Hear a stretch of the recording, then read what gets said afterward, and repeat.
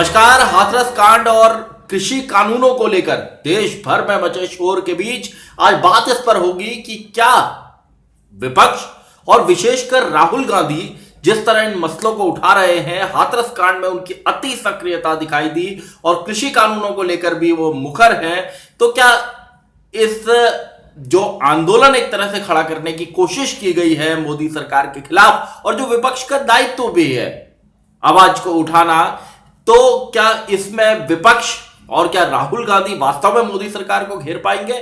और इसकी पहली परीक्षा बिहार के विधानसभा चुनाव में होने जा रही है, जहां पर महागठबंधन यूपीए के जो दल है और एनडीए आमने सामने है। बात इस पर होगी।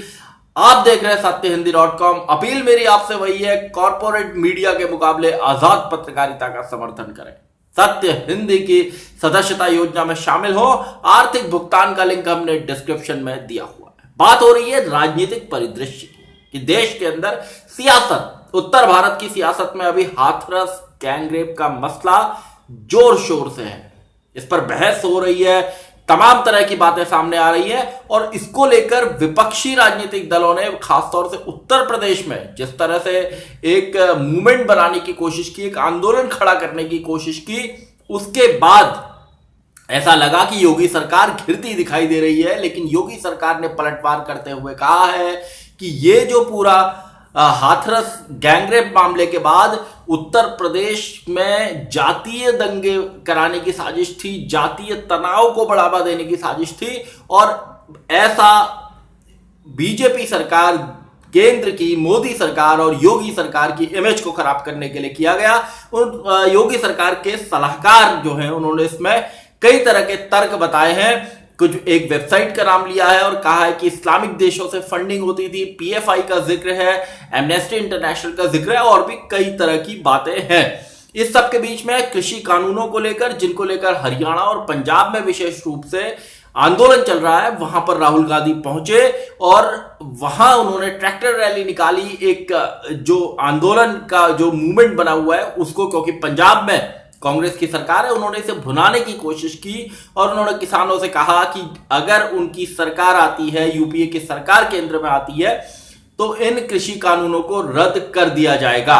तो कृषि कानूनों को लेकर एक सियासत है और हाथरस में जिस तरह प्रियंका गांधी वाड्रा और राहुल गांधी को पहले दिन रोकने की कोशिश हुई और उसके बाद 2 दिन बाद वो लोग वहां गए, उन्हें परमिशन मिली और वो मिल के आए और अब विपक्ष इस मामले में एक मूवमेंट खड़ा करना चाहता है योगी सरकार के खिलाफ। लेकिन योगी सरकार ने भी अपनी तरफ से जवाब देने के लिए लगातार किलेबंदी जो है, मोर्चेबंदी की हुई है।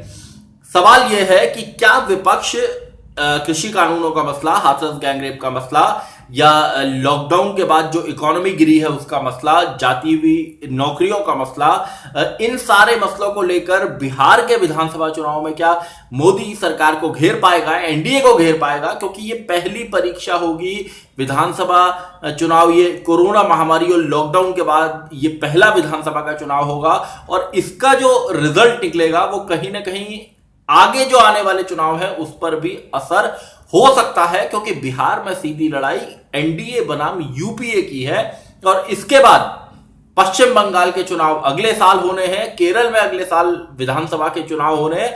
बहुत ही अहम राज्य है, असम का इलेक्शन होना है, विधानसभा का चुनाव होना है, तो कई अहम विधानसभा के चुनाव सामने है और जो पूरी सियासत है अगर आप उसको समझेंगे तो वो सियासत उत्तर भारत से होती हुई आगे बढ़ रही है और यहां विपक्ष की कोशिश यह है कि किसी तरह एनडीए को, विशेषकर बीजेपी को परास्त किया जाए, हराया जाए, जिससे कि आने वाले समय में वो लीड ले सके। क्योंकि 2021 में जिन जिन राज्यों में चुनाव है, केरल में है, पश्चिम बंगाल में, असम में, उसके बाद 2022 के शुरुआत में ही उत्तर प्रदेश, उत्तराखंड, पंजाब के विधानसभा के चुनाव है। तो आने वाला समय जो 1 से 1.5 साल का वक्त है उसमें सियासत बहुत जोरदार रहने वाली है, गर्म रहने वाली है और यह भी देखने वाली बात है कि कृषि कानूनों को लेकर विपक्ष का जो एक कहना चाहिए कि पंजाब और हरियाणा के बाहर या पश्चिमी उत्तर प्रदेश में छिटपुट जगहों पर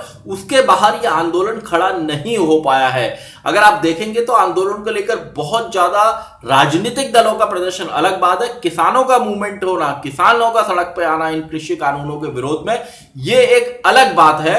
इसलिए देखना यह होगा कि कृषि कानूनों का विरोध क्या पूरे भारत में एक गति पकड़ेगा, क्या कोई ये बड़ा आंदोलन बनेगा, क्योंकि अभी जो साफ दिख रहा है कि पंजाब, हरियाणा, पश्चिमी उत्तर प्रदेश तक ये आंदोलन है। राहुल गांधी ने इसको धार देने की कोशिश की है, तमाम विपक्षी राजनीतिक दलों ने इसको धार देने की कोशिश की है, हाथरस गैंगरेप के मसले को उठाने की कोशिश की है, और इससे पहले लॉकडाउन के दौरान जो इकोनॉमी, सख्त लॉकडाउन का आरोप मोदी सरकार पर लगाया गया, घटती हुई नौकरियों को लेकर या आपका इकोनॉमी की हालत को लेकर, उद्योगों की जो स्थिति है उसको लेकर लगातार विपक्ष हमलावर रहा है। उधर मोदी सरकार का ये कहना है कि उसने बेहतर काम किया है, लॉकडाउन के दौरान भी उसने लोगों को राहत पहुंचाने का काम किया है। तो कुल मिलाकर इस मसले पर सियासत आमने सामने है, जोरों पर है, और इसी सियासत के बीच में बिहार का भी विधानसभा चुनाव होना है। इसी सियासत के बीच में इससे आगे आने वाले चुनाव निकलने हैं। देखना होगा कि क्या विपक्ष, कांग्रेस पार्टी विशेषकर, क्या इन मसलों को लेकर कोई जन आंदोलन खड़ा कर पाती है, क्या वो मोदी सरकार को घेर पाती है। ये आने वाले कुछ महीनों में, आने वाले कुछ दिनों में धीरे धीरे स्थिति साफ इस बारे में होती जाएगी। आज के लिए बस इतना ही। ऐसे ही तमाम मुद्दों पर मेरी आपसे बातचीत होती रहेगी। धन्यवाद। सत्य हिंदी के और वीडियोस को देखने के लिए हमारे YouTube चैनल को सब्सक्राइब करें और सीधे नोटिफिकेशन पाने के लिए बेल आइकन दबाएं।